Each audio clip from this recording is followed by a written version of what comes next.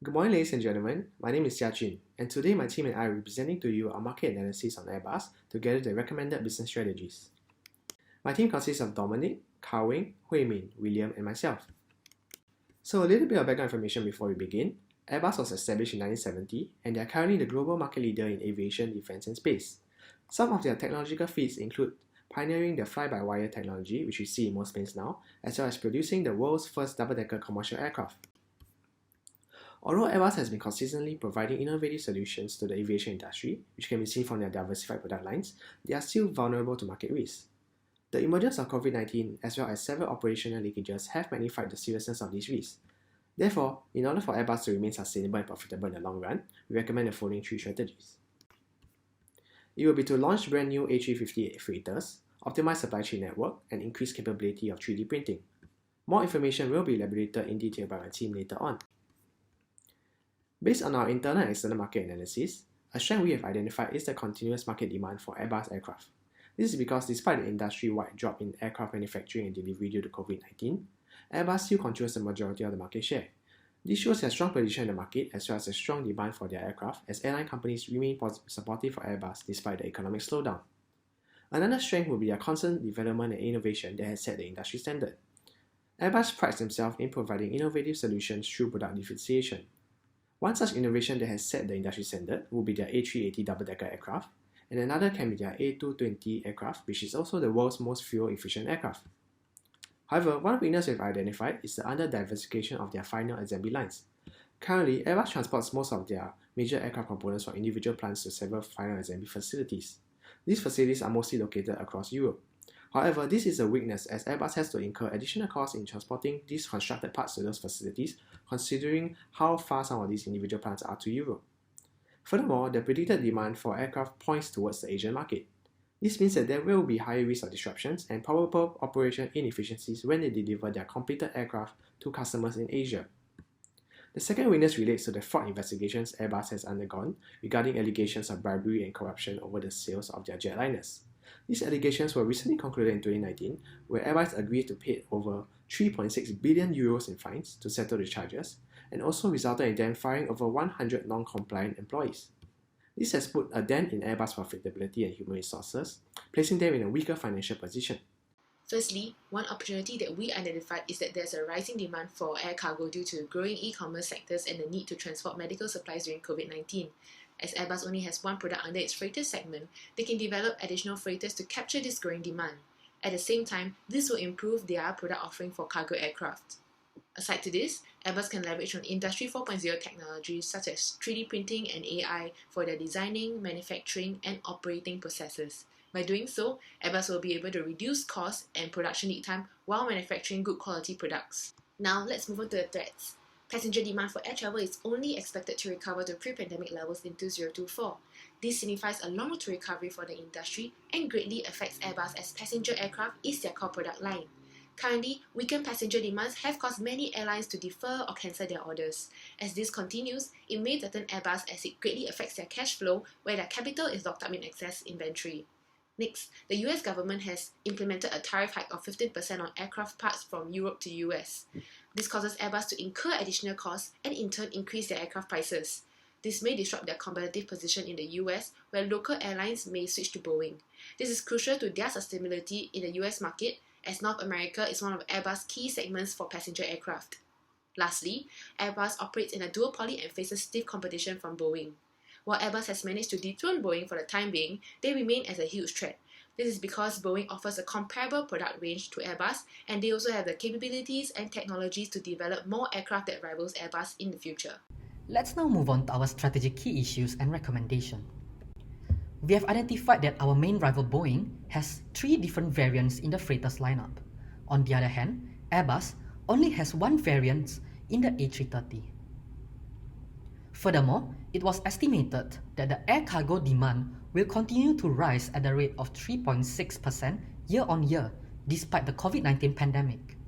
This is because people were unable to travel and they will turn to the online shop and e-commerce to satisfy their wants. A study from Boeing has also shown that 2,430 freighters will be required to replace, renew, and to meet the growing demand.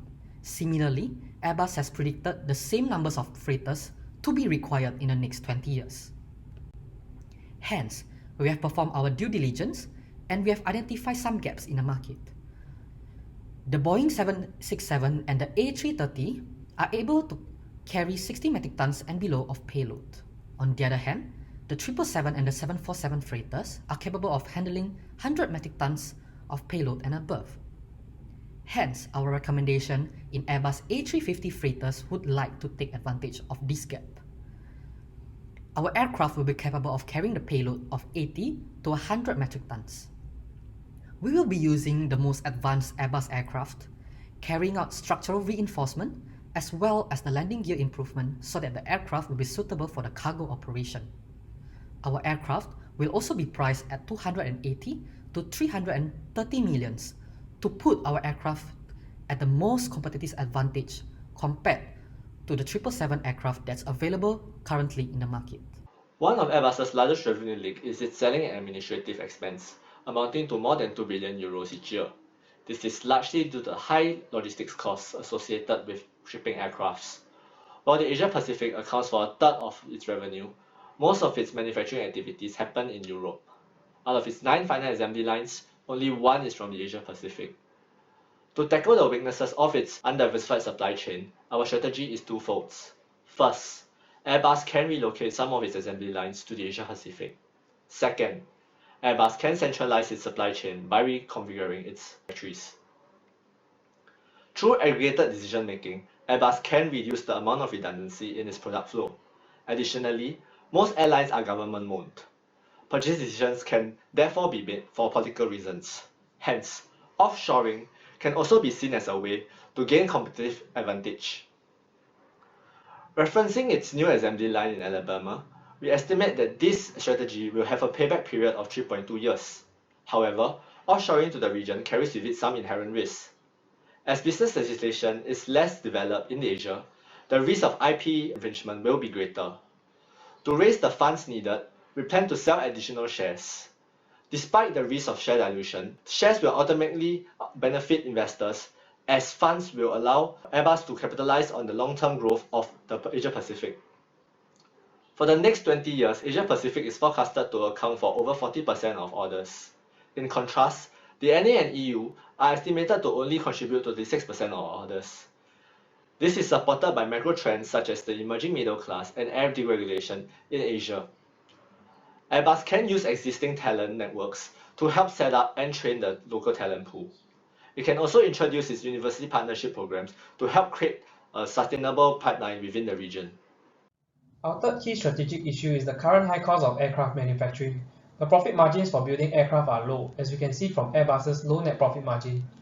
This is because costs such as storage of spare parts, manufacturing spare parts in large volumes, and scrap that current reductive manufacturing produces adds to the cost of aircraft manufacturing. Our recommendation for Airbus is to increase its capability for 3D printing of aircraft parts, and to eventually manufacture most if not all of an aircraft through 3D printing. 3D printing is what is known as additive manufacturing as opposed to traditional reductive manufacturing, part of the ongoing trend in Industry 4.0 as it is a relatively new form of manufacturing that is improving quickly and being adopted widely. 3D printing reduces costs by reducing the cost of materials as well as reducing the scrap produced in traditional reductive manufacturing. It also gives Airbus the ability to print parts on demand, solving the storage cost issue. As it reduces the manufacturing time, Airbus can deliver its products quicker to customers.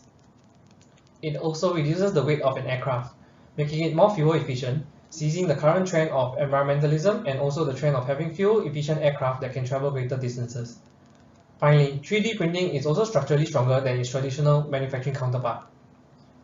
We find that this recommendation is feasible as Airbus currently has a limited capability to 3D print some parts of an aircraft, such as parts for the newer A350 XWB. It is currently financially stable enough to maintain its R&D budget as even during the pandemic, it has a positive cash flow and a sizable cash reserve. Finally, Airbus has the right knowledge base to tap on to improve the capability as it partners with external vendors that can provide the expert knowledge.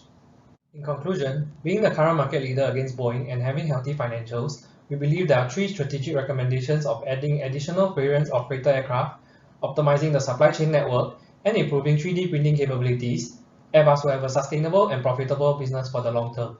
Thank you for listening, and we will now take questions.